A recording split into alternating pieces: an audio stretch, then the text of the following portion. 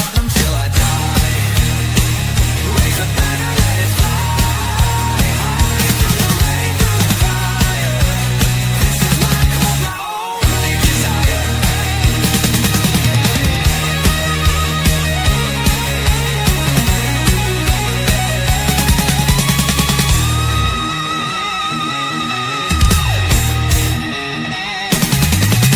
We're the ones who rise in the clash. Numbers running in a white shirt dash. History burns in the roaring crowd. Every game we scream it loud. I'm trying to stop them till I die. Raise the banner, let it fly high through the rain, through the fire. This is my club, my only desire. Hi guys, and welcome to THFC Till I Die, your home of Tom, past, present, and the exciting future, of course, under Thomas Frank as he leads us to the glory land, to the promised land of winning more trophies under this great club of ours. And do you know what? After last night's stream or debate, I was thinking today, I was sitting at the computer, not really planning to do a show. I took the show off. I was going to do final score, but I thought we talked enough about the Leeds game. And I was sitting there and I was watching something on Talk Sport, which I normally have on when I'm doing my shows. And it got me thinking. They were talking about transfers and January and what Manchester United have to do and what Arsenal have to do and what other clubs have to do, but they never mentioned Tottenham. So I'm sitting there thinking, can the Lewis family take Spurs to glory? Are they the ones to take us to the next step? Do we really need outside investment? Do we really need people to come in, either buy the club out or put a minority stake in? And I thought I'd ask you guys because I'm a bit stumped on the answer. I'm a bit stumped. Look, personally, I think we do need investment. I really do. I think we need somebody to take us over. But as you heard me last night, I'm not a fan of state ownerships of football clubs. I'm not a fan of an American style NFL type ownership. So what other ownership is there? And the only ownership I think that might work is what we got at the moment. Now, we may not be happy with them. We were never happy with Levy. And was it always Levy? Was it Levy the problem? Was he the one that was holding us back? Or was it the Lewis family? Now, a very question to this is going to be asked in January. It's going to be asked next summer. But I am not a favor of these state ownerships. I want to start there first. Firstly, what I've got to do is welcome a few people in. I'm being very rude. Do my housekeeping. Big up to Mr. Brady. Big up. Join me and Philip tomorrow on. Give me 2 minutes. I shall tell you. Maybe Philip can put the name of the channel in. It's Philip and Dermot and Philip's Democratic Rants or Democratic something. We're going to talk all things politics, from America to Ireland to England. I will find the channel. I will put the link in. If you can get over, guys, and join us over there tomorrow at 8 o'clock. We're going live where me and Philip are going to talk about, and it's great to get Philip back. Me and Philip doing stuff together because I enjoy working with Philip. I do. I enjoy working with him. He was the one that rebranded this channel with me, him and Ellie. For the guys, Colin and the guys that have come in after them, and really we've really grown it and rebuilt it, and we've grown it out to what it is now, and we're going to continue to grow. And I have this vision, this determination, this sort of fire in my belly to become the biggest Irish Spurs YouTube channel in Ireland. And I was speaking to Dave today, and Dave knows I was joking on this, but it's seeing Dave up there is giving me the ammunition. Well, not the ammunition, giving me the fire in the belly to actually beat him. And he's got a big head start on me. We've only got 2 point 2,190 subscribers. We would love to get to 2,200 before the Villa game. So please, yeah, Gerald. No, I won't. I know who I'm voting for. If you want to know who I'm voting for, join me and Philip tomorrow night, because I will tell you who I'm voting for in the presidential election.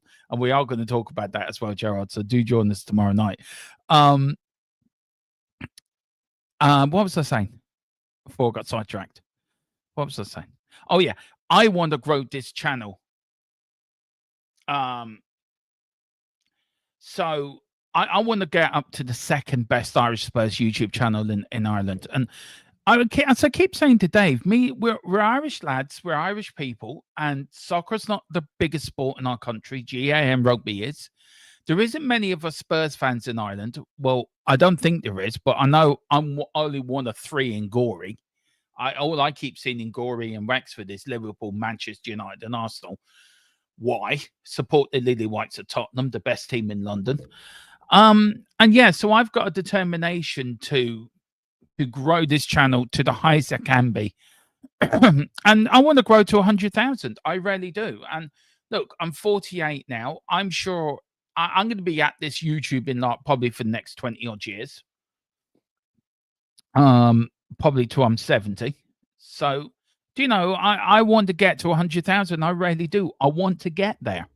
So look, we are going to do it. We're going to keep at it. We're going to be determined. We're going to get there. And we're going to become the second biggest Irish Spurs channel, just behind Dave in Ireland. Because this is what life's about. It's about fulfilling your dreams. It's about fulfilling your ambitions. It's about fulfilling what you want to do in life. And I really I've been doing this now for 4 years. And to get to 2K in 4 years is beyond my wildest dreams. I never thought I would get here. So yeah, that's why I want to get. So a little bit of, my ambition for the club. But let's welcome a few people in. Big up to Philip Brady. They need to spend in January. If not, they are Levy revisited. Do you know what, Philip? I'm with you on January, but a lot of people are giving them the summer. If they even to do 2 bits in January, that will show where they're moving. If we can get a decent striker and a left back in before the end of the January window, and then build on that in the summer, then I think we might be heading in the right direction. Big up to Adam McFarlane, says we shall see. Big up to Adam. Adam, are you still up in Derry? So let me know are you in Derry? I think you're in Derry. Was that somebody else? Let me know where you are. I know you live in Ireland, man. So let me know where you are. Seniors under 21s, yeah, we're all sitting in third place in our respective leagues, which is really good for Tottenham at the moment. Big up to We Are Spurs TV. Big up to you, sir. Big up to Wayne Bonner. I am more interested in see if the Lewis kids are going to back their talk up and push with proper transfer. That's what tonight's about. And get the club to challenge for cups and leagues at some point. Do you know what, Wayne? That is what tonight's all about. So, get your thoughts in and let me know what you think. Paul Brown, good evening, Dermot. Hopefully all is well. Big up to you, Paul Brown. All is very well, too, guy. All is very well, man. So I hope you're doing well. Dermo, will you spoil your vote this month? Nope. I know who I'm voting for. It wasn't for the fella that left the presidential election, by the way, Gerard. No, I won't be. Also, just very quickly on that, I just want to apologize to any of our subscribers or viewers that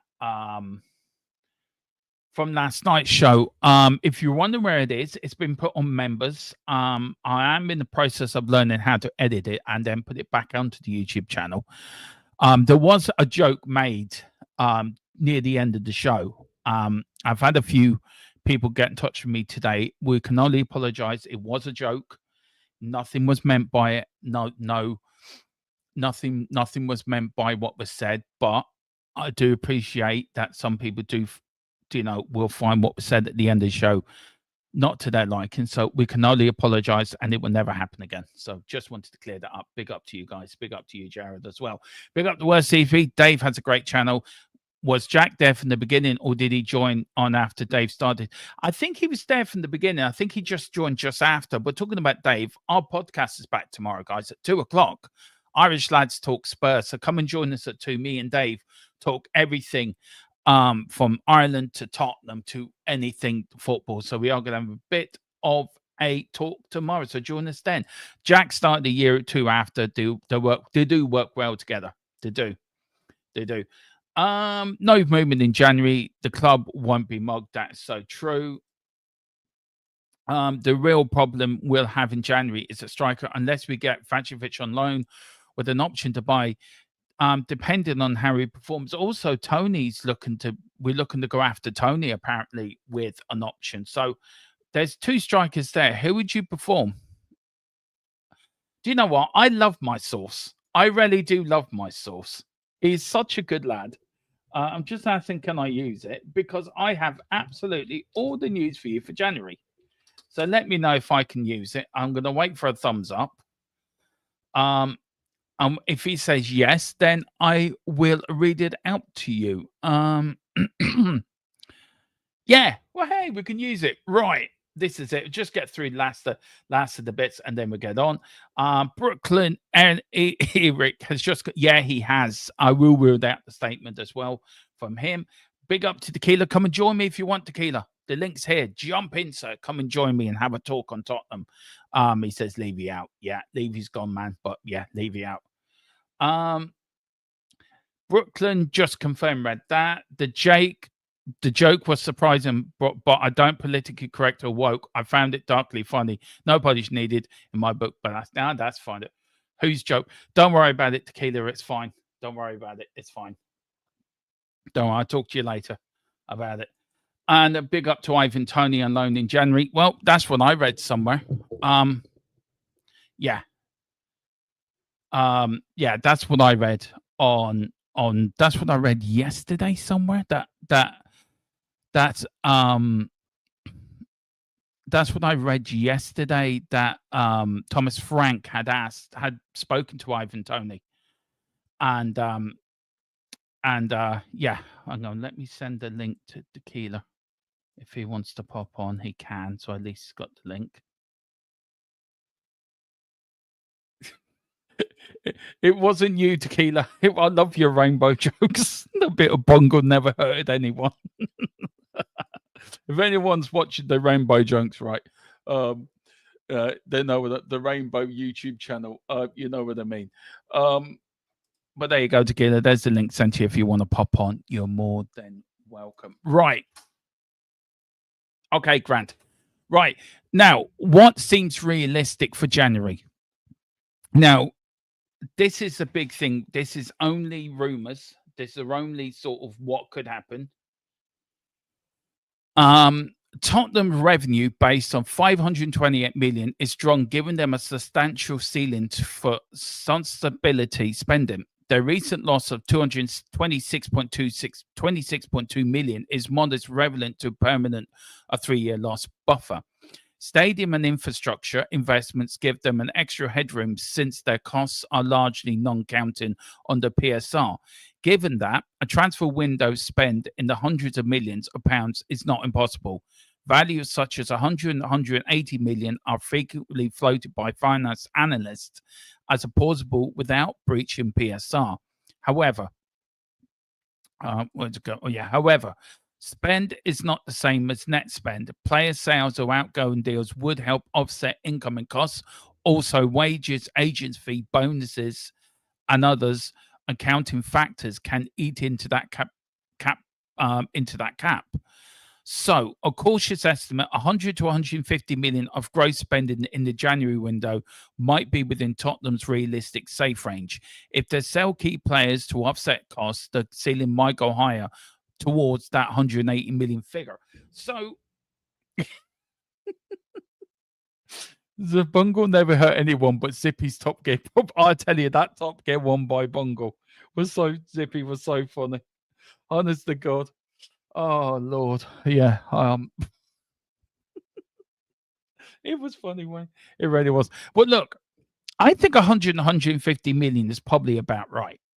I do, but it is worth asking the questions: are the Lewis family going to put that amount in? Are they going to do something their dad or Levy never did, which was spend money at Tottenham and buy players? And the other thing as well, are they going to pay the wages? Now, we know Daniel Levy spent 25 years of keeping a wage block at Tottenham. Nobody earned over a certain amount of money. Now, you can look at it in two ways. One, you can look at it in that it's good for everyone, that there's no players on more money than any other player. B, then that stops any sort of rumblings in the dressing room. Well, why is Ben Davies on, say why is Ben Davies on 200 grand a week? I'm playing more than he is. I want what he's got. I'm just using that as an example. Couldn't think of anyone to put in there apart from Ben Davies at that point. And as we at Spurs TV said, spot on, we have never spent 150, 180 million in January. So if say Tottenham spent 100 million or 120 million in January, would that change your mind? With that, no, I like this. No, no. You can just say why is Ben Davies? Where is he? Why does he exist? That's already enough of a question. Yeah, I knew picking Ben Davies would be the wrong example. Or I'd say Bentancur or Romero, right? Romero's on, say, 250 a week. Okay. And you got players coming in like Xavi Simons or Colo, say, or player that comes in January and he's on 350 a week. Is Romero going to likely say, hang on a minute, I'm club captain. I've been at this club longer. Why is he on more than me? So was Daniel Levy right to have a wage structure? Yes and no. Yes, because it keeps, I think it stops argument within the dressing room. It stops. I think financially makes sense. You look at all these other clubs that players are on big 400 grand a week or 350, 400 grand a week. They're spending out an awful lot of money in wages. But you have to pay the wages to bring the players in. That's the double-edged sword. So I do feel that though his thinking was correct, I think the way he went about it was wrong. Okay, let's see. Yeah, way he went about it was wrong. So I think sometimes you got to throw caution to the wind. You got to throw caution to the wind. You've got to turn around and say, right, this is what I'm going to do. I'm going to throw all my principles out the window and I'm going to go for it. We're going to go for it this year. We're going to pay the wages for the players. We're going to spend money and we're going to go for it. Because if you get into a Champions League, you're going to recoup some of that money back anyway. And if you go and win something, then you recoup some of that money back. By winning something, you're earning money. You're doubling your money basically. So by say going for it and being successful, I think then you recruit more money back into the club, and then you can spend a bit more next summer. I think we've always been too cautious, and that's been our problem. We've always been too cautious. We've always been a bit too sensible. And you look at other clubs. That haven't been sensible. I mean, there's two exceptions here. You look at Leeds back in the early 2000s that spent like there was no tomorrow, ended up nearly going out of business. You look at Manchester United, probably one of the biggest clubs in Europe, if not the world. And they were spending money, but they did it right. They built the squad and they kept adding to it every year, every summer. 2 or 3 players in every summer.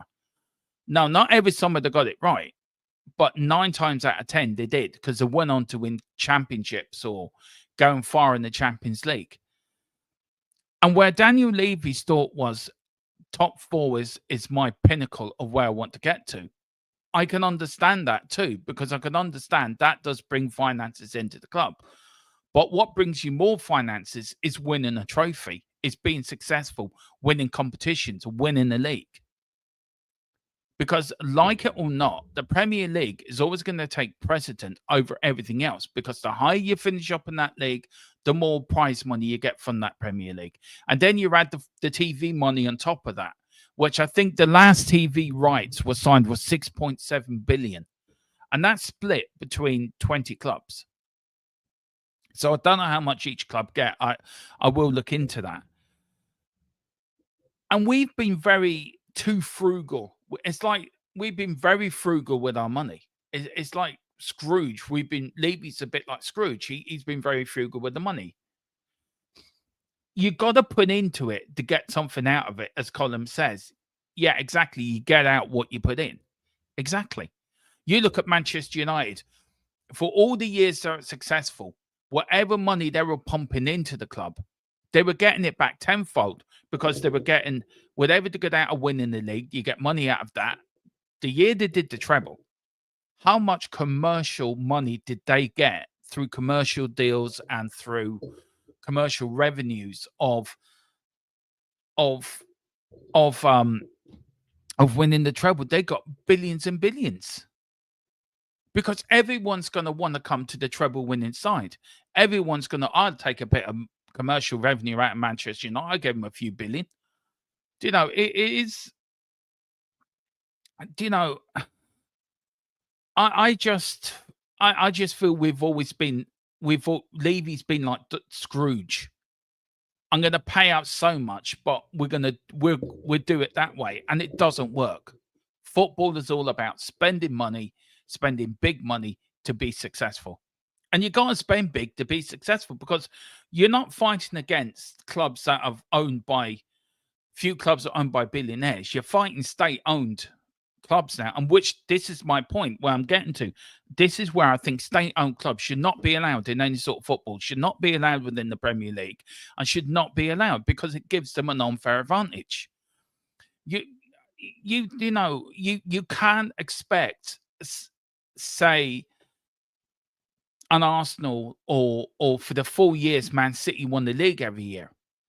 Every team was fighting them, but at the end of the day, they could turn around and say, "Oh, come on, let's spend another 300 million in January. Let's go and spend another 400 million in the summer."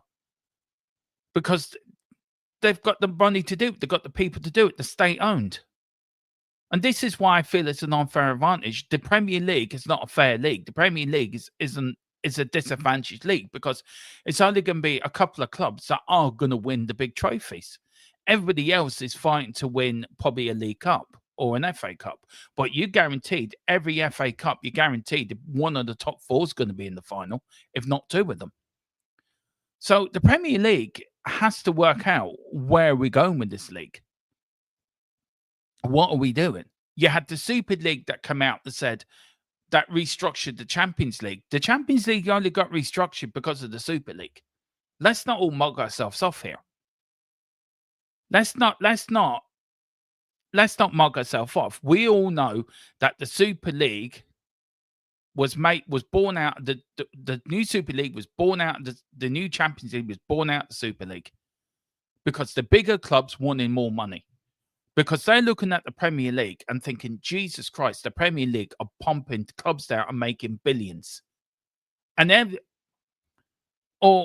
everyone else, every other league in Europe is struggling. So, you know, I feel football in itself, I'm waiting for the day the bubble bursts. And when the football bubble bursts, I think some Premier League clubs are going to be in shitloads of problems. Let's go to chat, see what you guys. Scroogey McDuck pick up to Gerard. Yes, that's so true. Might be, but I would take all the trophies as success. Gerard then being a mid-table joke for over a decade. And that's true. That's true. No, and I get it. We have been a mid-table, more or less a mid-table joke. We've never really been a team that has gone for, we're going to go for it. And that's down to our owner. That's down to where we were being led. And this is where I'm hoping, are the Lewis family different? I hope they are. But I just got this rankling in my stomach that they're going to pull the same trick that Levy did. I just hope I'm wrong. United can't even afford Rento kill now, by all accounts. I would love to know where you get your info on United. I don't think they're as bad as a lot of people saying they are. Life isn't fair. What else is new? Either you get yourself a state-owned or you get left behind. I don't know. But I think it's wrong. Barca and Real needed the lolly. Yeah, of course they needed the lolly. But we were stupid enough to enter it in the first place. I mean, are we? You know, that whole Super League thing, and Levy wanted it was just pure greed. That's all it was. It was just greed. It was pure greed, and then calling us legacy fans. I mean, the older fans, oh, they're legacy fans. Fuck off, you legacy fans. Do you know we're the fans that stood out in the rain and the snow and the wind in the 80s and 90s? Supported this club when you were going through your financial problems. We're the ones that came in, and we're a legacy fan. Stick your legacy fan up your hole, not a fucking legacy fan. Oh no, United made 606. Jesus, 666. Not fair, not very good column. 666.5 million last season. That is the third highest figure ever for an English club. Yeah, that's true. That wasn't aimed at Spurs, to be fair. No, but we were. We have been, to be fair. We've been a top 4 joke on the Levy, to be fair. We're not a mid-table joke on the Levy. We were not. I think we were before Pochettino came in. I think we were under Alan Sugar. We really were a mid-table joke under Alan Sugar. I think we were still that sort of in the first couple of years under the Levy regime. Then it when Radamp got us into the Champions League, I think then it changed a bit. But yeah, for the most of the 90s, from when Sugar took over in 91, we were a mid-table joke for a long time. We really were. Better than the mid-table than bust. Average position was 6. I think that's not mid. We were under Alan Sugar. If you look at the average position under the Sugar years and just after the Sugar year, Levy took over, we were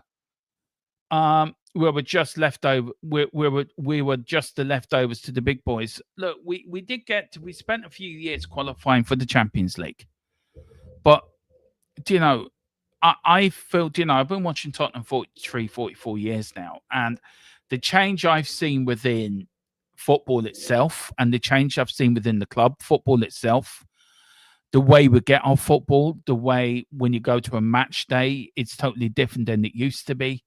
And it's all for the better. It's all for the better. It's all for the best. There's better safety. There's better stewarding. There's better facilities. There's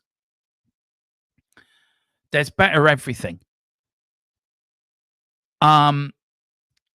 And football's never been more popular. But it's about striking the balance right. And if you own a football club, you want your football club to be successful. But the problem is there's too many business people running football now. And a lot of clubs are in large debts, maybe sustainable debts, maybe debts they can look after. But I just feel Tottenham now have to go out, have to throw the boat. Stop reading papers, Gerald. You know, I know they're not near boss man. I know that. I say all of us fans band together and buy the club. I can spend 20 euros for a Rain Man. Hope you're doing big up, sir. Hope you're doing well, sir. If you can, guys, just very quickly, grab yourself a membership, 99 cents or 99p. Do not miss out. Tomorrow, they will be at 5 o'clock or 6 o'clock. There will be the member show for you Fantasy Football League, where we give you the latest where we are. So join me tomorrow at 6 for that. And also, tomorrow for me and Dave's podcast. Maybe Rain Man, if you want to join me and Dave on the podcast, you're more than welcome, sir. Wait, did I just defend Danny Boy? Yeah, really, I am ill. You are. I've never known you to defend Daniel Levy together. I mean, firstly, now you want Ange Postecoglou back, and now you're defending Daniel Levy. Are you all right? Are you okay? Seriously? No, not talking about Captain I'm trying. Under Enoch, we have been mid-table side except for Bale and Kane.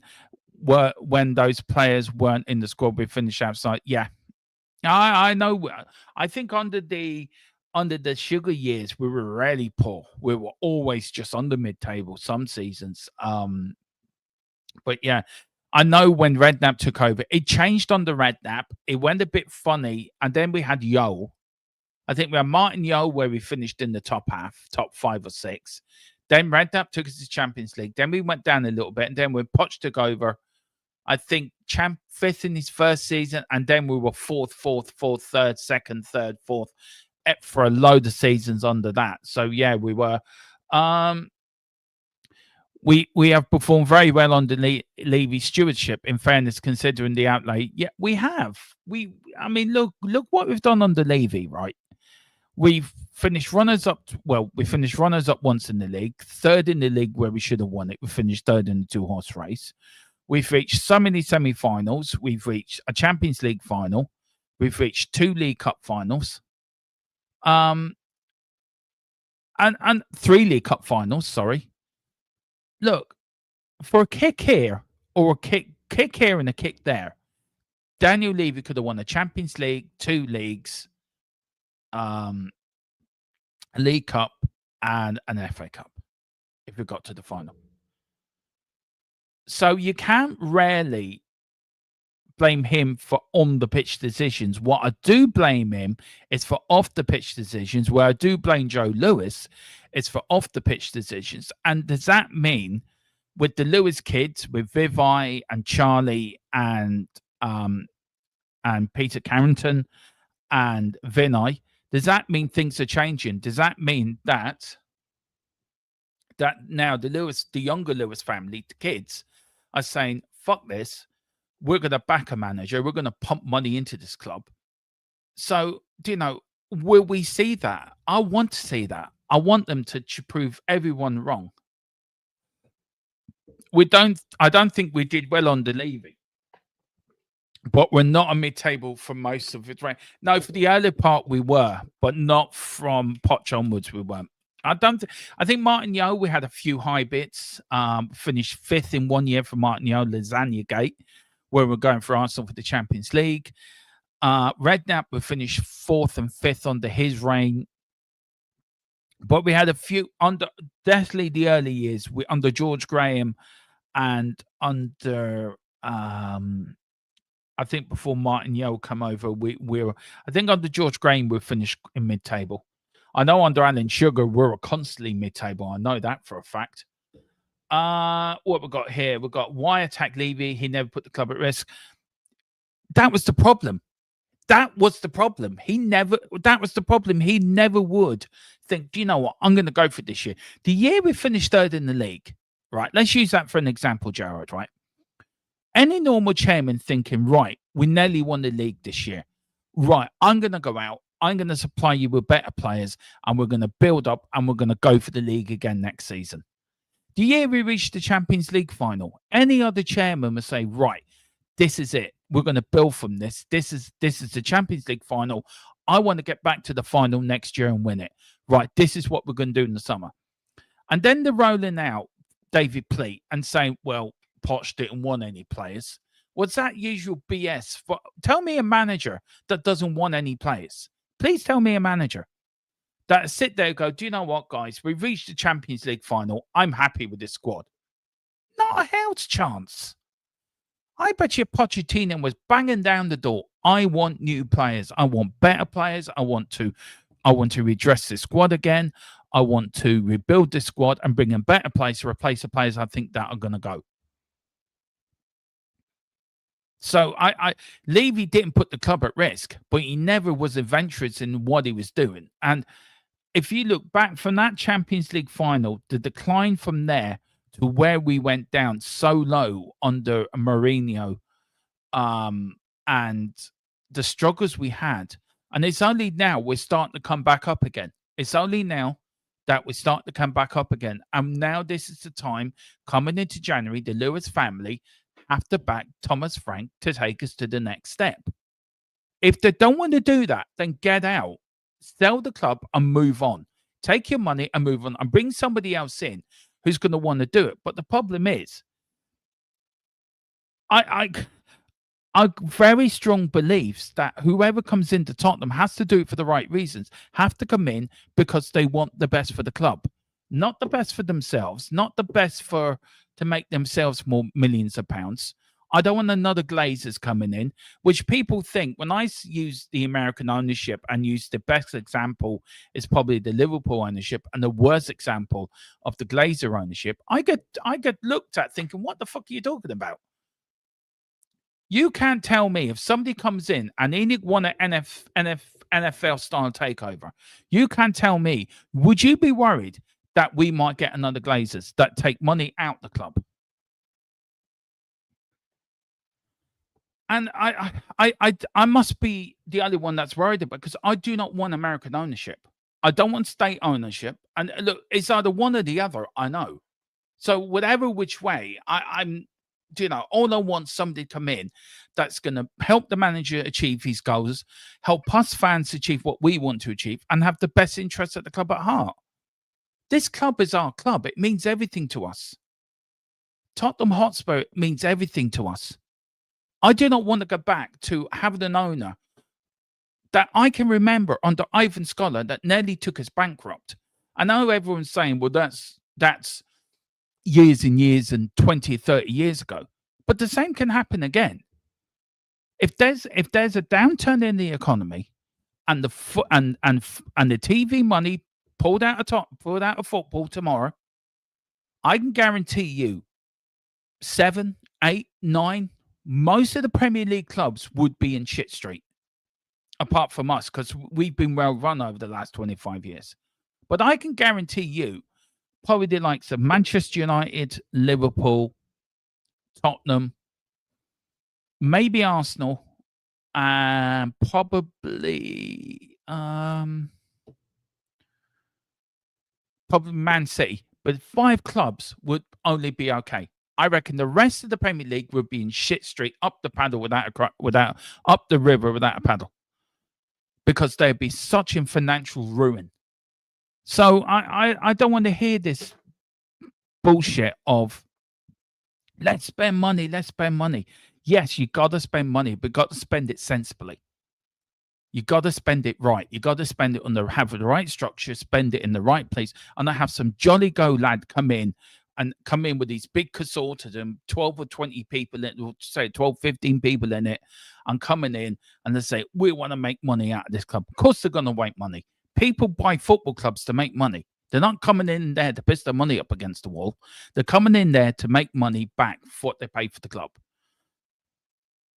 But I don't want a fucking Glazer type ownership. I do not want a state ownership. That should be banned for the Premier League. And the Premier League should have more tooth and more balls in their hands to go up and say to them, this is not happening. But no, they haven't got the balls to do it, have they? They haven't even got the balls to charge and find Man City guilty. They haven't got the balls to do that. So I just think that whoever takes over, it's the Lewis family, then back the manager. If you're not going to do it, then get out and give somebody else who's going to back the manager. But I want the right people for our club. I really do. Granted, 17th by the clown did reduce our average position a bit. Just a tad. So considering we nearly shafted on the 26th, considering we nearly shafted on a 26 game no-win battle until Harry had to play left back. That's true. We nearly so came for 600k until Sherwood Leah. That is so. I know that story, Rayman, so much. It's just true. It's just who we are, mate. I can't do it. Tequila's the one that does it. Brig up. Jared, let's face it, when Alan Sugar was chairman, we didn't have a pot to piss in. No, we didn't. But Alan Sugar, and I'm saying this again, and there's fans in here probably don't remember Alan Sugar, his tenure. But Alan Sugar should get more credit than what he gets. And I'm saying this now. And Jamie Redknapp, the dimwit, saying that he didn't. Alan Sugar pumped his own money into the club, by the way. He pumped millions into Tottenham. He laid the foundations for Levy and Enoch to come off. And he saved our football club. He got it financially secured. And it took him a decade to get us financially secure. And then Levy and Enoch have brought it on to the next level. So I think Alan Sugar needs more credit than what he gets, to be fair. I really do. And I've always said this, and I'll stand by that. I think he needs more credit than he deserves. He really does. Big up to Kate and Jim. Big up to you. guys. I hope you're doing well. Listen, I know you're not feeling well, guys. So look the very best. I hope you feel better soon, and enjoy the international break. Have a bit of a chill. Dermot smashed it. Did I? What did I smash, Rayman? What did I smash, Rayman? What did I smash? Absolutely, Dermo. No, not true. Not true. What? I don't know what I've said. Middle is 10th or so. We're a top 6. Yeah, I'm talking about Alan Sugar's time, Tequila. I'm talking about when Alan Sugar was chairman, we were mid-table. We were below mid-table. From 1991 until 2001 when he sold us. We never really finished. We never finished in, I think we finished in the top 6 once or twice. So, under Alan Sugar, we were woeful. I said under Levy, that improved. I think the early years of Daniel Levy, we started to see the type up come. Then Martin Yeo came in, we got 5th. Redknapp came in, we got Champions League. And then when Pochettino came in, then we regularly got football, European football, as Gerard says, for 14 years under Levy. So, but before that, before Levy took over under Alan Sugar, we were constantly in the bottom half of the table. It was dreadful. 90s Tottenham was dreadful.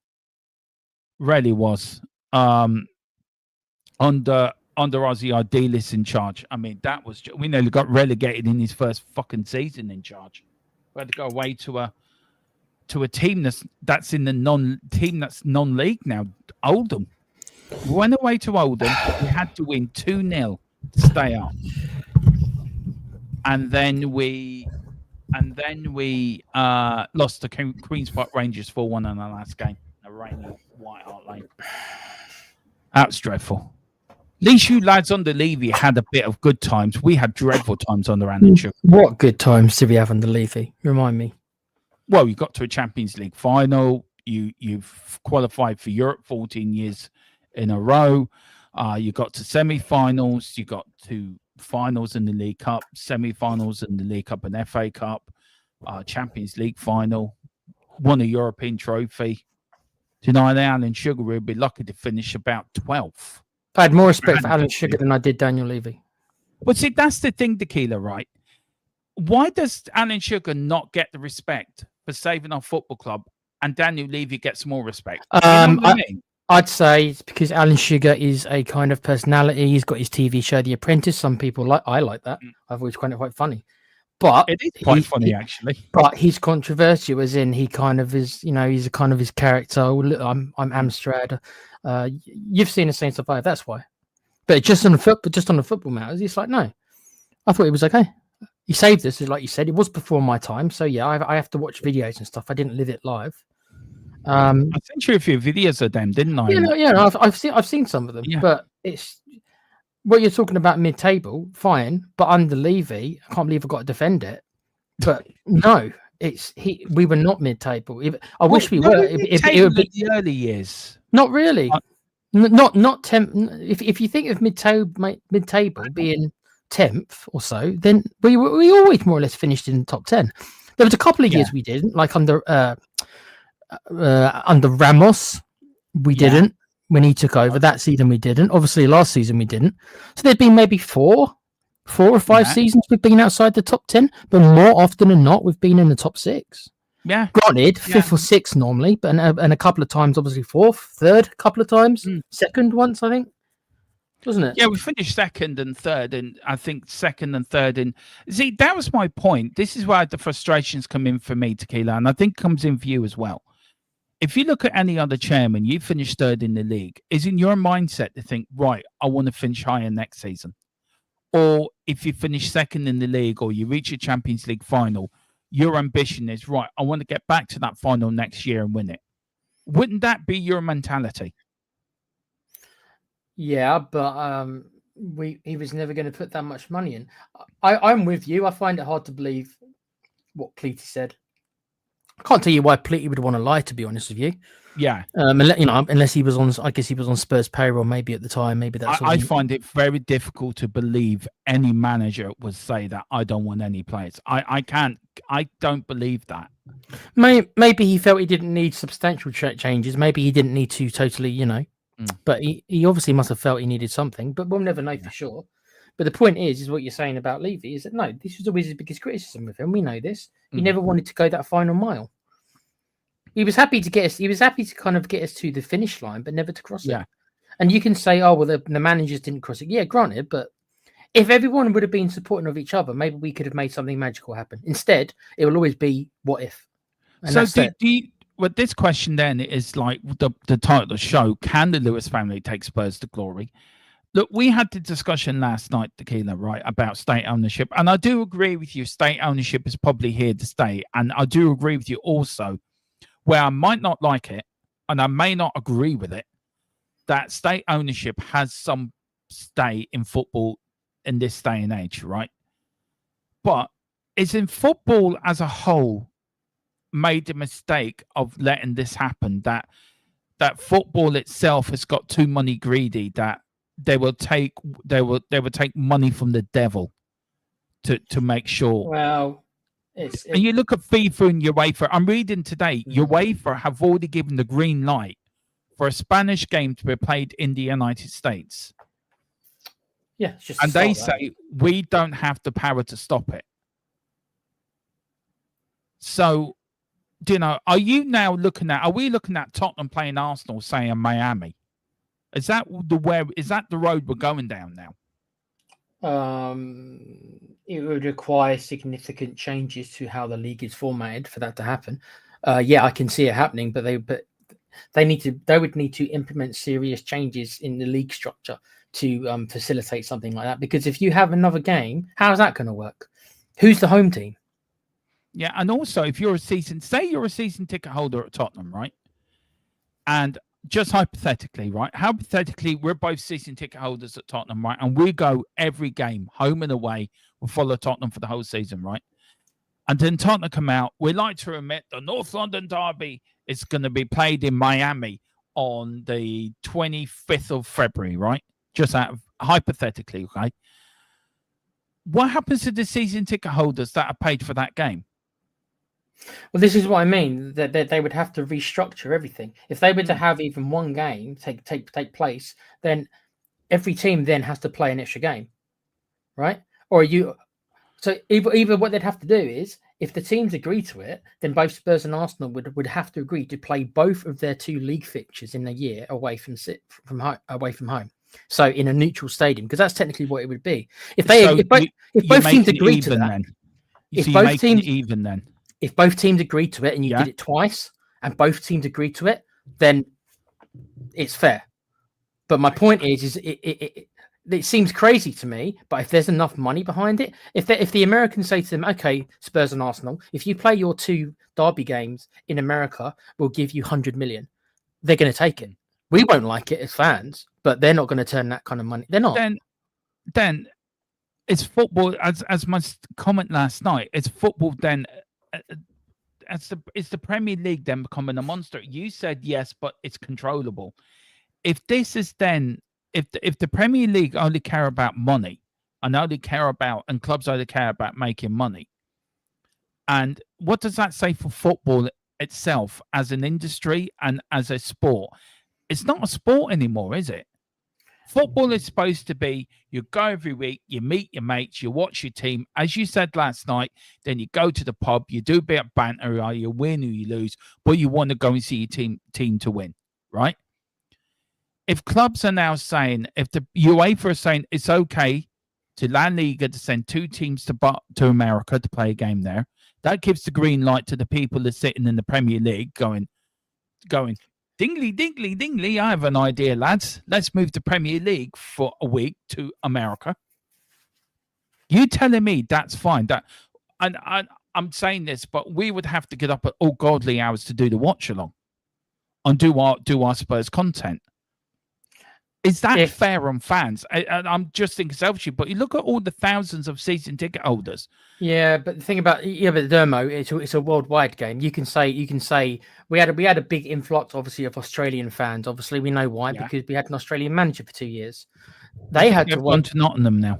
Most of them, or at least a lot of them, probably have. Not all of them. Some of them are actually Spurs fans, but some of them were just Ange fans, and that's true. Yeah, I know But my point is that they had to, for 2 years, to watch us. And probably if they were following before he went there, if they were following Celtic, they had to do the same thing. They had to get up. We know some people in the chat have to get up at 4 or 5 a.m. Most of the time they end up regretting it, especially last year because we were terrible in the league.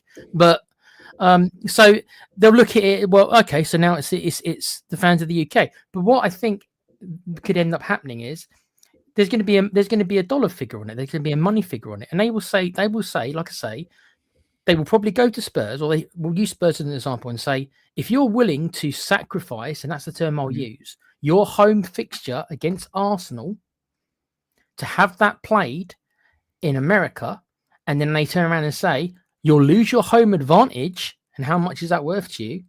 But you will get an influx of X amount. We will pay you to bring that fixture here.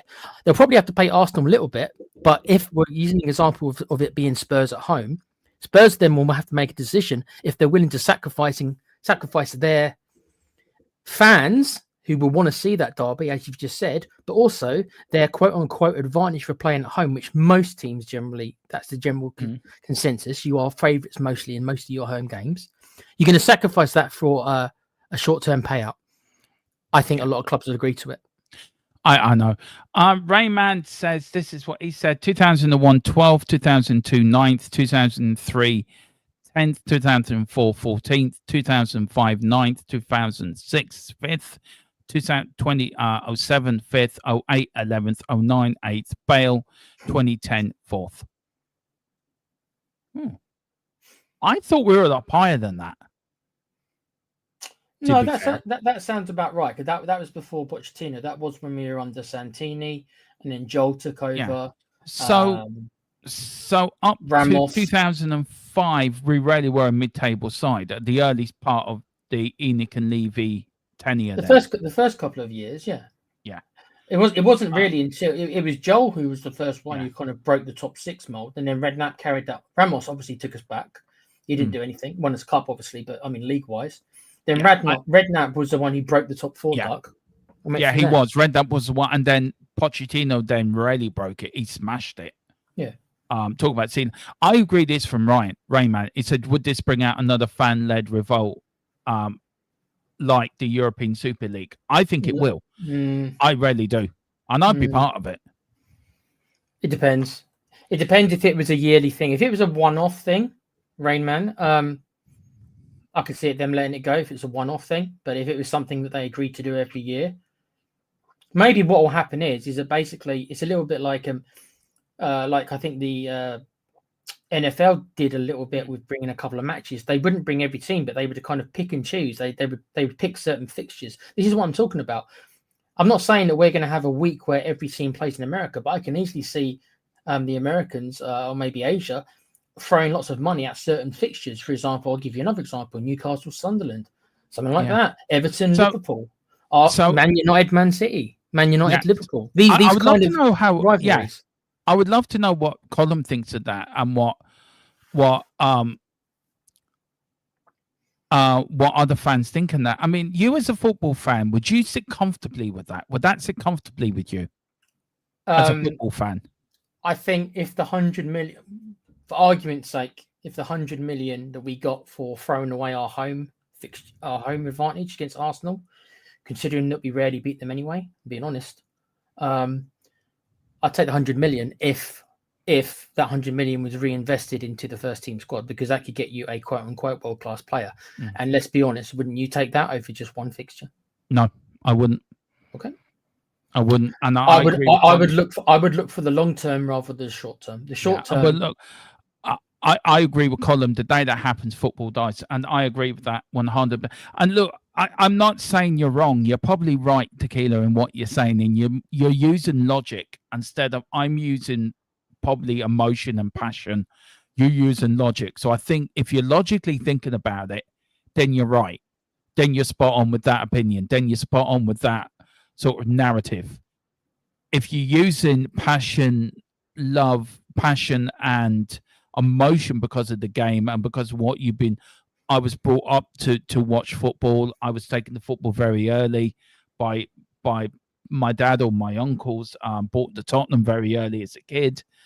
I ate, slept, football 24 hours a day, 7 days a week. I would watch everything on telly that was on telly, watch videos and of Tottenham history and really delved into it. But I think sometimes you got to think logic. I think sometimes you got to think logical. And I mean, a bit like I'm a massive Star Trek fan. So a bit like Spock. Spock uses logic instead of emotion. And I think sometimes you have to do that with football because emotion can lead you down a path of going down the wrong way. Let me defend my position just a little bit. I'm not saying. No, I'm not. That, I'm not saying a permanent change. I'm saying a one-off. If you turn around and said to me, "Oh, this is going to happen every year, and every year we will no longer have any North London derbies taking place in our stadium," I would rebel against that. I'm saying as a one-off cherry-pick game, which I can see them doing. I can see that happening. That they will do I can see Americans, especially America, coming in and picking a couple of fixtures a year. Will it be Spurs versus Arsenal? Might not be their first choice, but I'd say that's maybe the fourth choice, fifth choice of the biggest derbies in the Prem. Certainly up there, third or fourth. Yeah. If you're gonna, I'm talking about somebody coming in and cherry picking a fixture. So if they did that every year, then yes, I would be against that. But as a one-off for an investment of money, I would be okay with it as a one-off, not taking it away permanently. Yeah, I know what you mean. And I'm just saying, no, I'm not calling him heartless. I'm not calling him Spock. No, I'm not. I've been called a lot worse, Raymond. Don't worry about it. I was trying to actually sort of, if you think about it logically, I'm agreeing what he's saying, but I'm using emotion and passion. I'm using emotion in my decision, where Tequila's looking and thinking outside the box and thinking one-off, €100, put that into the team. That gets you up the league next season. Yeah, if you want to bring up Com, yeah, that's what I'm saying, Com. I am aware that the Arsenal Spurs is like I say, maybe the third or fourth. And I'm not saying that they wouldn't ever happen. My point would be, like I say, if they took that fixture permanently away, right? And if they did it to you as well, they took City versus United or Liverpool versus United. That's probably your two biggest rivals. If they took them away from you every year, then by all means, that would not be acceptable, and there should be a massive rebellion against that. But I'm talking about a one-off. I'm talking about a kind of a showcase match, if you want to look at it that way. Apparently, you're called Data now. If you're using Star Trek. I prefer to be what's his name? Picard. Oh, no, I prefer to be Picard. I'm more Picard. Yeah, I'm more like Kirk. I'm more the jump in and get my. And I'm more like. You are more like like Kirk. Yeah, I would say you're a bit like Picard, actually. Yeah, a bit more. Com is Scotty. You won't admit it, but he's Scotty. Yeah, and James is McCoy. Yeah. I could just see Colin as Scotty. Actually, I've just got that vision in my head. Well, he's the tech guy, isn't he? So he's like, I can't give you any more, Captain. You can't give you any more, Captain. She won't take it. Exactly. I love Star Trek. I have to say, I really do. I really do love Star Trek. Look, I want to touch on one more thing, Tequila. What we were talking about last night, and it was about football corruption and. Wow, that's just bad. Hand in your nerd card, Com. You ain't no nerd, bro. If you don't know who Scotty is, I am a nerd, and I know who Scotty is. Com does as well. He's acting like he's all too cool for it, mate. Yeah, he's acting like he's not. It was like if you remember the Big Bang Theory, right? And Sheldon and all them, right? All sort of nerds, right? Column's like, what's his name? The one that tries to act cool all the time. Yeah, poser. Yeah. Oh, there's a difference, is there, Com? Okay. Yeah, he says I'm a geek, not a nerd. Well, I'm a nerd and I'm proud of it, and a geek. Look, I want to talk a bit about FIFA and UEFA and the Premier League as a whole, as a corporation, as a sort of thing, Tequila, and football in general. I was thinking about it today. Look, we come from a time when football was football, when I think you came into it a bit, sort of the Premier League had sort of established itself a little bit, coming up to the turn of the century. Football stadia was a little bit more improved. Football hooliganism wasn't around as much. The football was on TV more. It was more, football was more, you could take your family to games. There was more females going. There was more children going. And football seemed to be in a really good space. Now, I can remember football when the stadiums were poor. Football hooliganism was at its height. There was the facilities for fans were next to nothing. Yes, it was cheap to get into a game, but you didn't really get much. Do you know what I mean? Do you think as the years has gone by that football's had to evolve with the times, or do you feel football's always, it took football a long time to catch up to any other industry? Because I think it did. I think it took a couple of probably disasters for football to cop itself on a little bit and come into the sort of shake off its past and sort of improve itself. Do you think football was always an industry that needed improvement? And do you agree with government getting involved in football? Because I don't, but I don't know what you think. My first reply would be not this government, but I know you're talking in general, so I'll leave that kind of politics out of it. But no, I don't think it's generally a good thing. I think it was inevitable. Everyone wants to police everything nowadays. Football has always been a little bit like the Wild West sport, because a lot of other sports. I mean, I not so much nowadays, but I used to be a big tennis fan when I was younger. Did you? So there's a lot of sports that have kind of tennis was that. If only the VAR in football worked as well as it does in tennis. There we are, that kind of thing. Easier to do in tennis before I get slagged off. I realize it's an easier thing to do in tennis. But they've got their pies. They've got their hand into all the pies now. It's happening to all the sports, Dermo. The thing about football is it's always been a little bit, like I say, when I say the Wild West, I mean it's always been a little bit. It's definitely the most working class fan sport. And it is. Roy Keane a long time ago, Dermo, called them prawn sandwich fans. I remember that, and he's right and all. And that for me was the first indication I remember, at least somebody in a very much at the time, he was very much in a public figure. He was a United captain, obviously, at the peak of his powers. Yeah. And he came out and said it. So what he was obviously saying is that the average fan in a ground was changing. He could see it.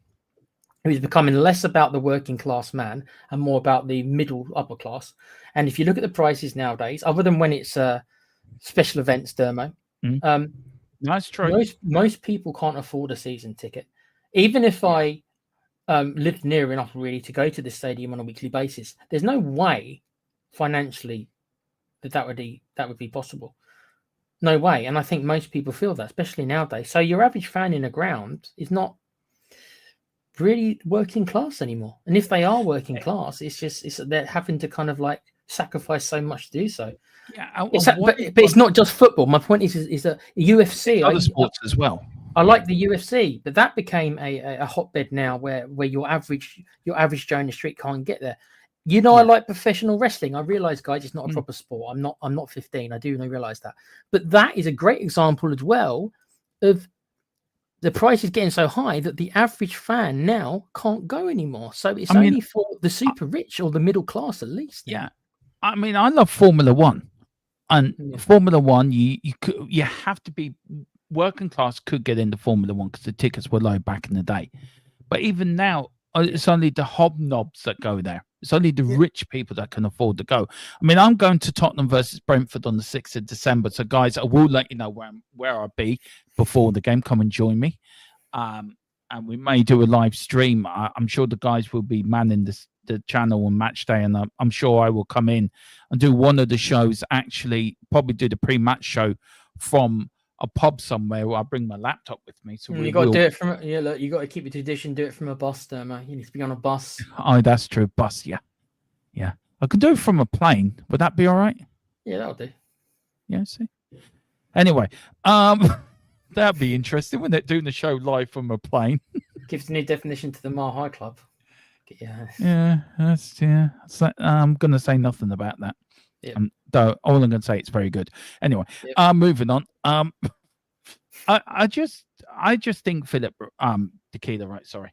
I just think, right, I feel that when I used to go to football, it was generally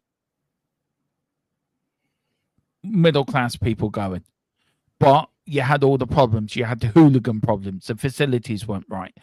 And one of the good things, one of the only good things that came out of Hillsborough was the Taylor report that made stadiums all-seater. Clubs had to spend money on the stadia to improve the facilities, improve the safety facilities, improve policing, improve the stewarding, to blue you, cause you're a season ticket holder, aren't you, Rain Man? Oh, great, see you there, bud. Do you know? So it had to improve. Tequila had to improve, but has it improved too much? Has football forgot its roots? I think it has. I think it really has forgotten where it came from. I mean, I don't know how much Rain Man pays for his season ticket.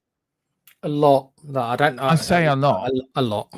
Yeah, I mean, I paid 58 quid, well, 60 euro for my Brentford ticket. That's because of the euro and the pound. My plane fare is going to cost me 180, say north of 200 euro to fly there and back, plus a hotel for the night, which is going to be about 80 or 90 euro for the night. If I book a hotel in King's Cross, that's going to cost me north of 280 euro. So, do you know, it's very expensive going over to Tottenham. Very expensive going over to, especially coming from Ireland. So I just feel that they're forgetting where they come from. They've built a stadium in an area of Tottenham that really needs regeneration. And they've built this super duper stadium in an area that needs billions and billions of pounds put into it. Are you saying then, Dermo, that Tottenham is not for Tottenham? I'm not saying Tottenham's not for Tottenham, but I know Tottenham do an awful lot for the community. But I think the borough council should do a lot more for Tottenham area. How many people who live in the Tottenham area do you think can afford to get season tickets? I'm asking you. Not. I would say probably not many. Tequila.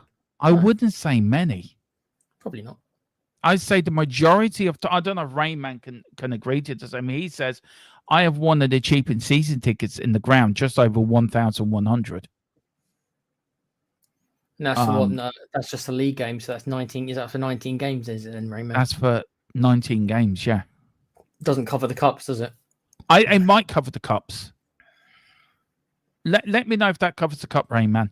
I think it does. I walked down Tottenham High Road, Tequila. It's like going back to the 1980s. And I feel so sorry. I was over there for 4 days. You know, I went over to the Palace game for 4 days. Yeah. Me and Dave were over there. And it was like, during the daytime, it was lovely. After a certain time, I don't know how to describe them.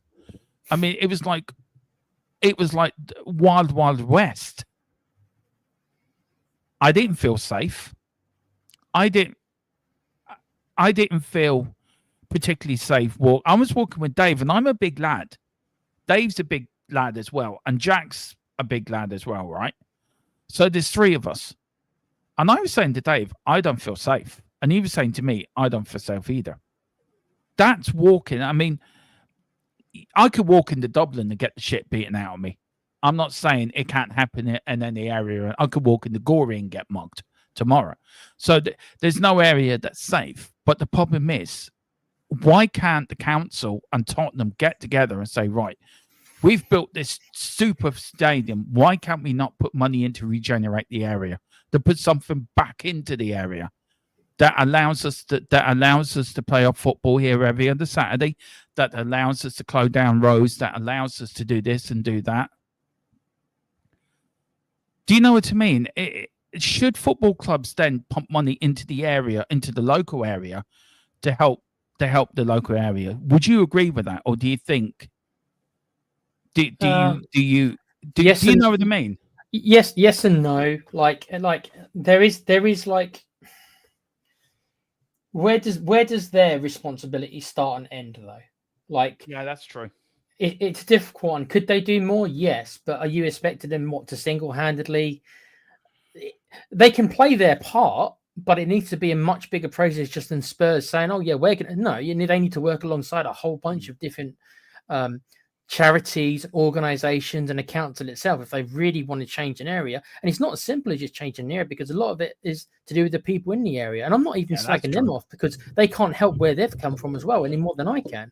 I'm not slagging anyone off. I'm stating that should Tottenham Hotspur Football Club try, I know they do an awful lot in the area, and they do an awful lot for charities, and they've offered people work in the stadium. But is it their role, Dermo? Is what I mean. Is it their role to change the culture? Well, I feel if a council or government are not going to do it, then I think it should be down to the local football club to do something about it, or make awareness of it, they can make awareness, but I don't think it's really their responsibility. I'm not saying they shouldn't. They certainly should do something and get involved, and maybe they do. I don't know. They do an awful lot for charity. They do an awful lot for charity. Maybe they're doing what they can, and could they maybe do more? Sure. We all could do more. Everyone could do more about it. But I haven't lived in Tottenham, but from reading some of the lads in the chats, apparently it's kind of always been this way, Dermo. It's not something it's just recently happened. And I also feel, you living in England as well and seeing what's happening over there, I think a lot of the blame could be. You should see the area I grew up in, and one of my friends still lives there. I moved out of London when I was about 18. One of my friends still lives there and said, if you went back to where you grew up as a kid, it's like a mini war zone. That was the words used. That's shocking, isn't it? And when I grew up, it was already a bad area, but apparently it's like 10 times worse than when I left. That comes from somebody who lives still within the area itself. Jesus. Just Premier League home games. What? I don't think that's. Is it too expensive for 19 league home games a season? I think it is. But it's about 70. Is that very man? I can't be bothered to do maths. That sounds about 70 quid a game then. If it's 19, about that. It's about 70. That's about 70 quid a game. So. Gerard says, I lived in Tottenham back in the... I was born in Tottenham. I lived in Tottenham as a small baby, not for long. Then I was adopted to an Irish family, but I was born in North Middlesex Hospital in Tottenham. North Middlesex Hospital is in Enfield, which is just outside Tottenham. In the 80s, it's a working class area. Yeah, it always has been. Everyone around me lives away from Tottenham. Closest is my season ticket neighbour. He's just down the Seven Sisters. He's got a 20-minute stole. He called them a lovely lad. He called them a bastard. Could have something else first, yeah. But JK, he is a lovely lad, yeah. Dermo, did you walk up from the Seven Sisters? Yeah, many a time. Got pissing wet after the Brighton game. There was no buses. I had to walk all the way from the stadium up to 7. I was soaked by the time I got to the tube station. Rayman says, Enoch want to develop the whole area around the stadium, but I don't think it's to the benefit of people to live there. And that's sort of the issue, isn't it? Enoch want to do all this redevelopment, but it's not for the benefit of them, is it? It's for the benefit of Enoch and how much money they can make out of us. Well, yeah, if their stadium's in a quote unquote nicer area, it's going to be worth more. It shouldn't be that way, but I mean, let's be honest, it is. Yeah. Look, that's about. Look, I hope you've enjoyed the show, guys. Again, we've got great average view duration numbers, 10 or 11. YouTube, get your act together, man. Come on, YouTube, get your act together. Just one question, though. We are in the international break. There will be games, Ireland on here as well. Ireland, there will be Ireland games I will be covering. I don't think there'll be England games, but if you really want me to do one, I will do one.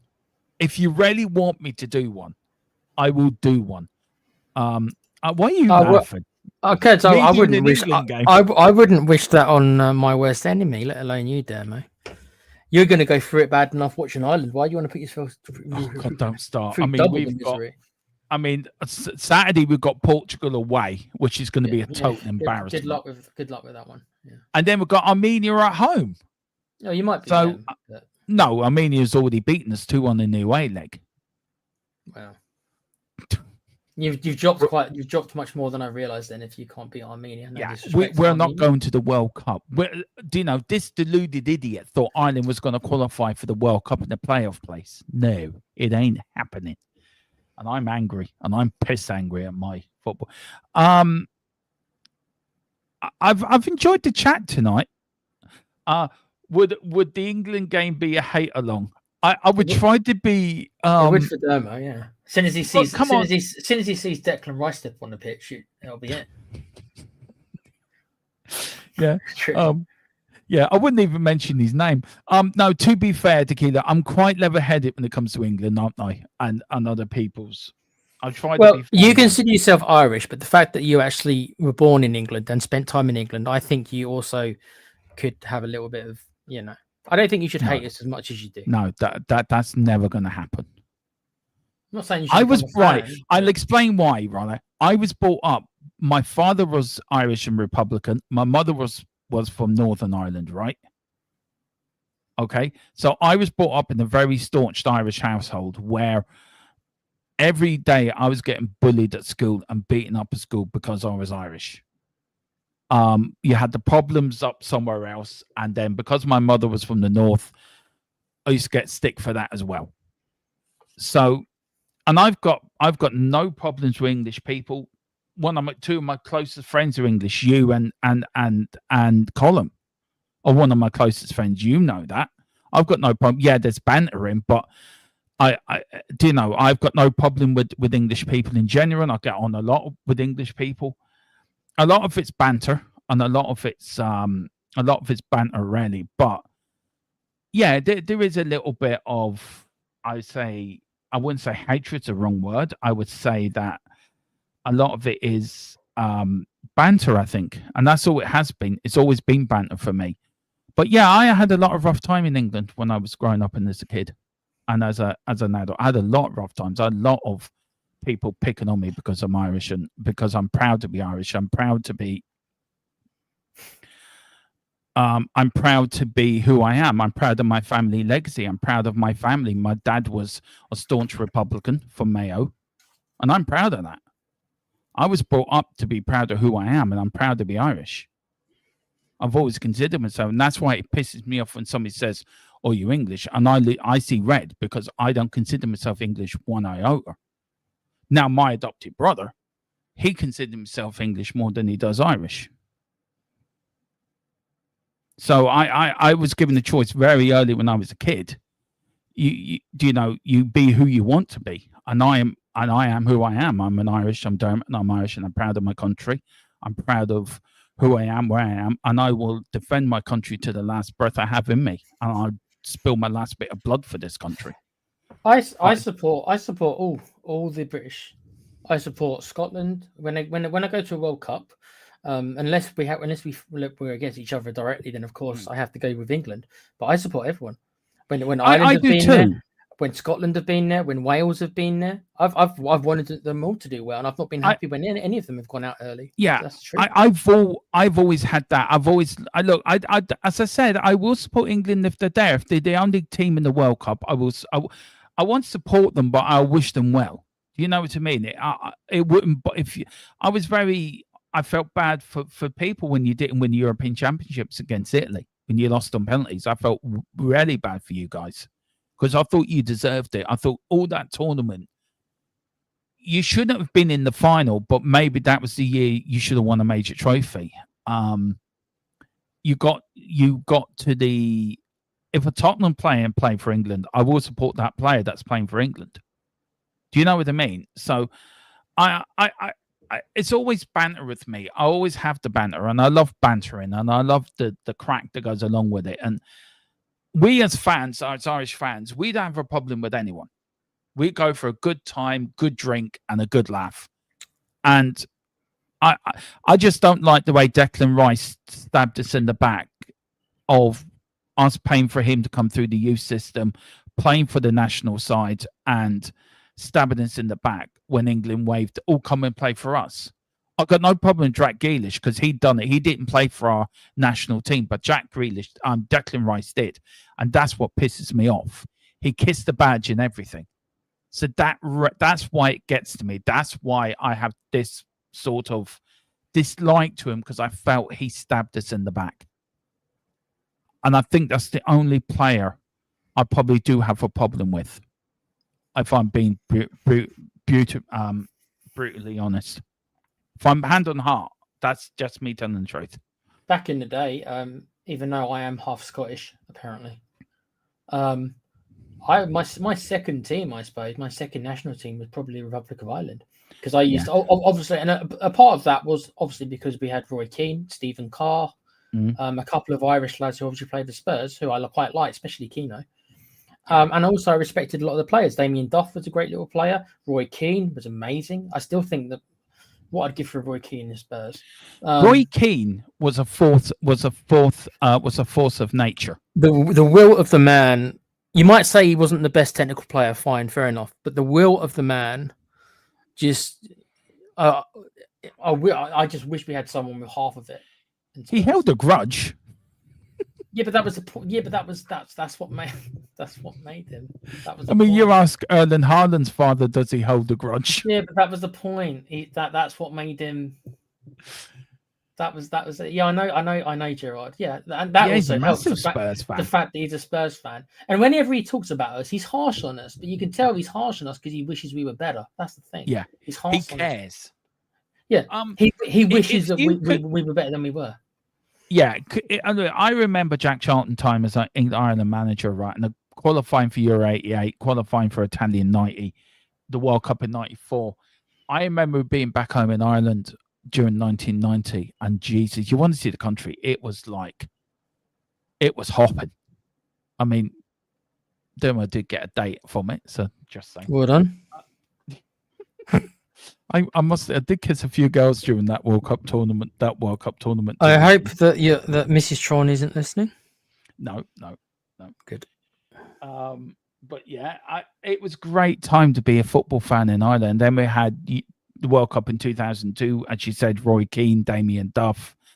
Roy Keane played in 94 as well. But then we had Paul McGrath, Packy Bonner, Andy Townsend, our captain, Roy Houghton. Shay Given, a very, very good Shay keeper. Given was 2002.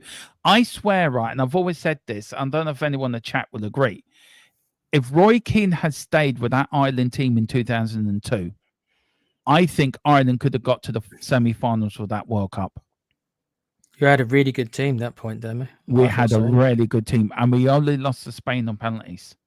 Yep. I feel if he had stayed, and this is what angers me about the Ireland team now and the FIA now, what they're doing. Irish soccer is going through such a resurgence at the moment. Gates are up. We've got two teams qualifying in Europe, qualifying for the group stage of the Conference League. I think it's St. Pat's and Shamrock Rovers, I think, are both qualified for the Conference League phase for the first time in their histories. And we can't even get an international team right. And you were joking, would I take Ange Postecoglou as Ireland manager? Hell yeah, would I? Would you? I would. Would you really? Ask Gerard. I put that to Gerard then. Gerard, would you take, and any Irish people that are watching, get your thoughts in. I'm going to ask Dave this tomorrow. Would you take Ange Postecoglou as Ireland manager? I would. I'd say yes, thank you. Look, he did well for Australia. So I suppose if you look at just his international career, which, as you know, is different from club football. Well, he did qualify. He won the Oceania Cup. Is that what it's called, isn't it? The Asian Cup with Australia. Yeah. So you can't say that international football, his pedigree isn't bad. I know it ended badly for him. We all remember that interview he had on that Australian show. You remember that? Oh yeah, that was funny. But you can't say that he did a good job in Australia. Let's be honest, they punched above their weight. But maybe for where you guys are at, maybe you would take him. I wouldn't, but maybe. I would. I wouldn't want him for England. Let's put it that way. So, be funny, but. I mean, look. Can you imagine if you got Ian Hart was good as well for Leeds, a England left back job. from Leeds. Yeah, that would be just the press conferences alone because Ian the Hart was journalists good. would Gary Kelly was as well. We had the ginger Pele. or Gary Doherty. Yeah, Gary Doherty played for us. Gerard says the only way is up. We can't drop any further. I don't think we can. Ask me that after we play Portugal and Armenia. Ask me that again. Oh God, I will be doing. I think I may be looking at England at the World Cup. I think covering their games in this year's World Cup. Are you looking forward to the World Cup this year? Actually, in sort of we're finished off now, but are you looking forward to the World Cup as a whole tournament? As an event in America, yeah, because it's going to be a big deal in America. But as for like, and it's an England fan, when I think about our chances, no, I don't think we've got hell in a chance. But Paul's gone. Shout no! Oh dear. Could you imagine going? It's just who we are, mate. No, I would be quite entertained to see Dermo having to put up with Ange again. But then again, it sounds like if you put up with Stephen Kenny, then maybe Ange's an upgrade. Fucking Egypt. Oh, I swear to God, one game and that was it. I was done with him for the whole 2 years. I'm done with this manager as well. He can go as well. He can fuck off as well. So Dermo wants Ange in then. Dermo is Ange. I tell you what, I would take Mr. Blobby if he'd become an international manager. I'd take him. I'd take bloody, I don't know, I'd take fucking, what's his name? Who's the, I'd take, what's his fella? Harry Potter. I'd take him. Would you take Graham Potter? I would take Graham Potter, no problem. You Anyone by the arsehole we've got now. Okay. Didn't I had the goal come out and say the other day to get into his press conference? He came out and said, yeah, I had to tell the FAA to, I didn't want to talk about extending my contract. Firstly, you shouldn't be extending your contract because you're shit and you're an Irish manager and you lost to fucking Armenia. Armenia is a team that fair play to them. But you know what? Ooh. And then Dermo, go on. I've got the answer for your managerial troubles. He's just become a free agent. Okay. Russell Martin. From Rangers. I meant to ask you about that. That would be so funny for him to become your manager, because I could watch the press conferences and be incredibly entertained by him. Do you know what? I would actually do the press conferences live with you just to get your reaction. Oh, that would be great. Russell Martin being sacked by Rangers. Not surprised. But one thing I will say, did you listen to Simon Jordan this morning by any chance? I haven't watched any TalkSport today, no. What did he say? Right. They reckon there was a load of young lads out there with... Oh, the police. Are you talking about the police escort that apparently he needed to get out the ground? Yeah, but with balaclavas on out there doing a sit-down protest. Simon, a lot of people ringing up were quite against them being there. Do you think Russell Martin... Was it Russell Martin's fault? Was it Rangers' fault? Or was it the players' fault? Who do you lay the blame on? I would have to say Russell Martin as a manager. Russell Martin, because it's like Ange. I'm not saying he's better than Ange, because he isn't. Even I can say that. But it's because Ange is better than Russell Martin. Ange is better than Russell. Yes, I will say that. But Russell Martin, there's no way that Rangers, with all due respect to the rest of the Scottish Premiership, with the exception of obviously Celtic, there's no way that they should have these results, Dermo. Like, you have to be, how bad a manager, with all due respect, do you have to be to get the results in the league? Not in Europe, a bit less so, because the quality is higher, but in the Scottish League, with the exception of Celtic, how bad do you have to be to get those results? Well, we're not doing well. Hearts at the top of the league at the moment. Yeah, but Brendan Rodgers, I know people take the mick out of him, but he does generally know what he's doing. I know he's a bit boring and stuff, but generally he knows what he's doing, doesn't he? Let's be honest. Brenny wanted him to stay. Are you a Celtic fan? I'm assuming, Brenny. Yeah. Just for the comic value.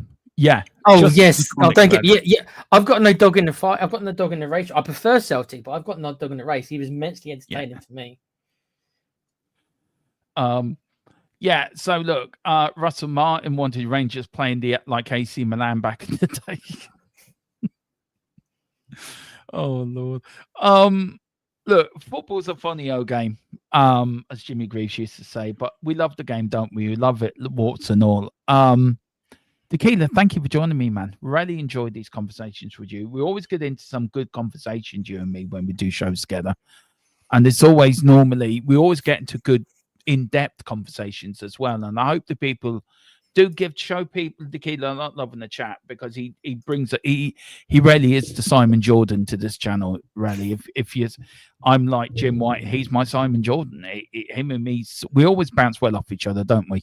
To be fair, Try to make it entertaining for you guys. It is a show after all, first and foremost. And that's what it is, isn't it, Tequila? At the end of the day, we're doing content, but it has to be funny as well. You got to bring some laughter into it. Yeah, in the end, we're performers. I know it sounds a bit strange, but that is kind of what we're doing. We're kind of performing for you guys. We're trying to, we're trying to have a laugh with you guys. We're trying to have some serious conversations as well, with a little bit of humor when we can. Give you guys something to do and say thank you for the support you give us. So we're entertainers, Dermo. Did you not know? We are. Guys, do hit the like, do hit the subscribe. We've got good numbers tonight as well. Nearly 100 views straight off the bat, which for it's brilliant around this time of night. Likes are getting up nicely. That will get us out in the algorithm as well. But do hit the likes; it does help. And yeah, thank you for all coming in. Thank you to Brenny, Gerard. We've got Paul Brown. Big up to you, sir. Big up to Rayman as well. Rayman, we'll have to get you on the channel to get you in. Yeah, you and me don't always see eye to eye in things, but we always have a good discussion.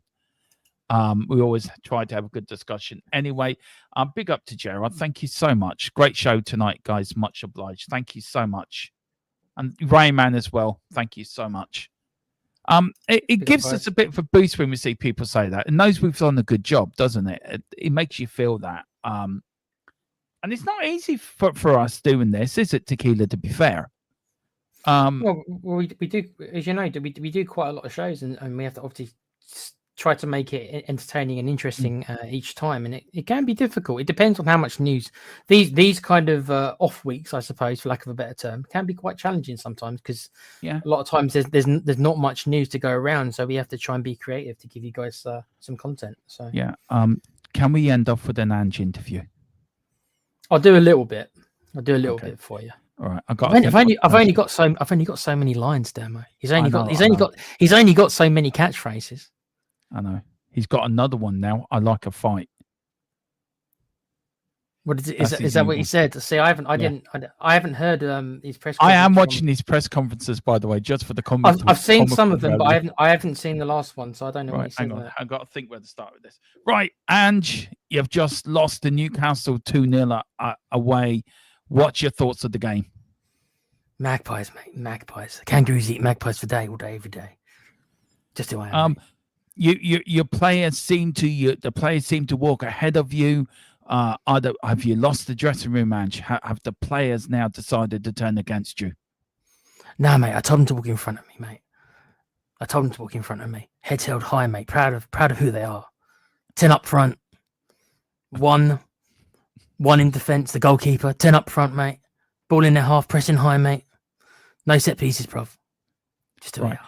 And that's a question, Ange, before you get to the dressing room to talk to your players.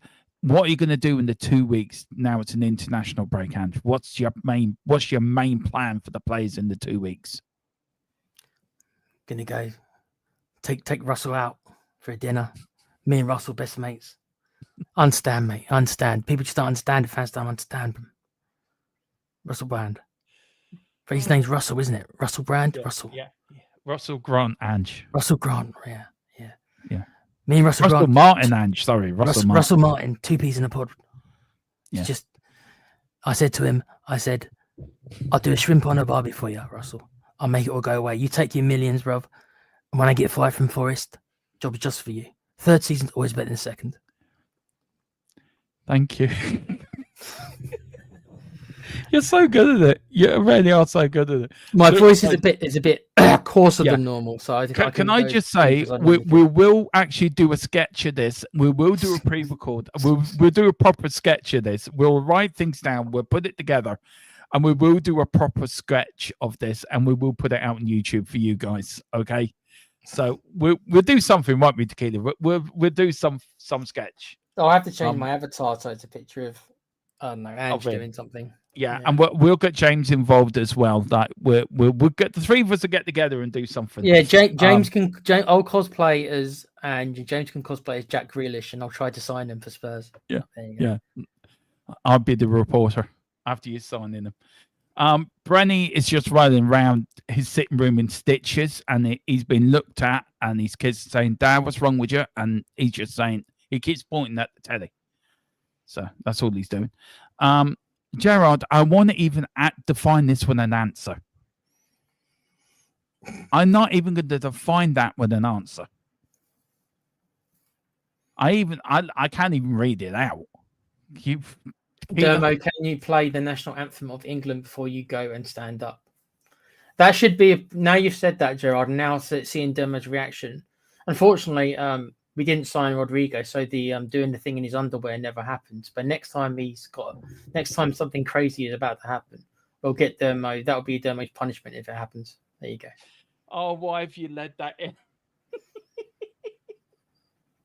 So, yeah. Right, Rodrigo, like I say, Rodrigo didn't happen, so we never got to see. I don't know if anyone wanted to see it, but we never did get to see you doing a show in your underwear as you promised. No, that's true. That is so true. Thank God. Big up to Ashley, 1997. Do you rate Richie? She's asking. No. But thanks for asking. No. Well, I hope you're right, and do like and subscribe, and do hit the notification bell. Big up, Ryan. We were promised a pant stream. He never joined. The deal was if Rodrigo joined from Real Madrid, but he never did. Unfortunately. I don't know if that's thank God do we rate Richie or thank God I didn't do a stream of my that could be. That applies to both. That could be for both. I think that might apply to both. Pick up to you, Ashley. Yeah. Right, on that bombshell, Tequila, I know you've got a gaming channel, son. What have you got coming up, and where can people find you? Well, now that the Borderlands 4 fad has weared off because we've all finished it, there will be stuff coming back onto the channel. We're going to be doing a show tomorrow night at 7, where we're going to be discussing the Xbox Game Pass price rises. In case you didn't know, and some of you might not, so I hate to be the bearer of bad news, but if you are on Xbox, I know Dermo's on Xbox as well. I'm leaving Xbox. I don't blame you. I think a lot of people are. If you are a fan of the Game Pass, which is a good service, but they want they're nearly doubling the price. They're going to want £25 off you per month. So that's going to be £300 a year. That's a lot of money nowadays for a service. If you think about Netflix being like £6 or whatever it is, £7 over here, so we're going to do a show on that. And none of us are very happy. Yes, they are mugging people off 100%. So we are doing a show on that tomorrow. I think it's 7 o'clock. You're not doing. There's no show on here tomorrow night. There So isn't, no. come watch us instead. If you're an Xbox player, come watch us tomorrow night. Because we'll give the details that we've got, but it's not looking good. So we're going to do a stream on that. And as for games, there's going to be Red Dead Redemption 2 stream is going to be coming back, and Metal Gear Solid 4 remake is going 3 remake is going to be on the channel again. So thanks for joining us, guys. So please join us on the Play Pouch. Yeah, go and join us over there. Big up Xbox for mugging us off, and big up to AK Shregs. Tune Sweet Caroline, Matella's Tale, ba ba ba. The ghosts have never felt so good. There you go. Sweet Caroline, Matella's Tale. I hope Mary W, who I don't think's in the chat, I hope that she gave that £10 to charity. Tell school. Oh yeah, forgot about that. Next time you're in, Mary, let's see if you give that tenner to charity. But guys, yes, we're back on Wednesday. No, hang on.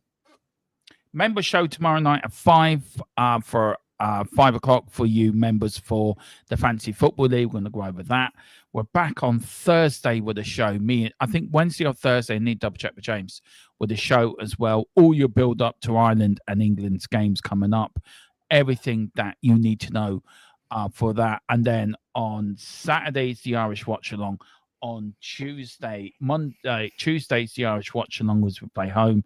And then it's all the build up to Aston Villa at home for the return of the Premier League. And then we're back to the Champions League. And it's 2 games a week again. But guys, thank you for watching. Like, subscribe, hit the notification bell. Go over to the Play Pouch, hit that as well. Give them lads a lot of love as well. Wherever you're doing, come on, you Spurs. And Thomas Frank we trust. And now, what do you say as you go out now? You can't use Ange anymore. So what are you going to say now? Of course I can use Ange. It's my best line. It's my favourite line he says. Okay, then.